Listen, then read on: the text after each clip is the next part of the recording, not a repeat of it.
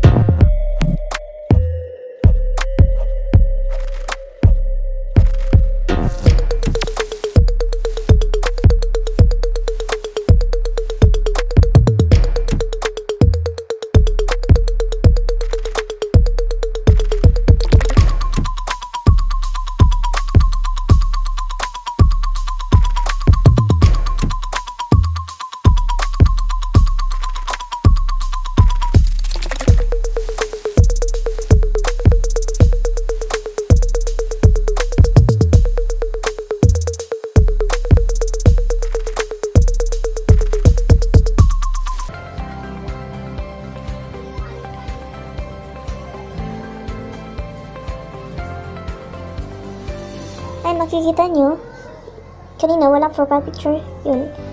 Ngayon, meron na. Ay, napakadali na maglagay ng profile picture sa inyong YouTube channel, guys. At sana may matutunan kayo. Thanks for watching. And don't forget to subscribe to my channel and hit the notification bell para lagi kayong updated sa aking tutorial.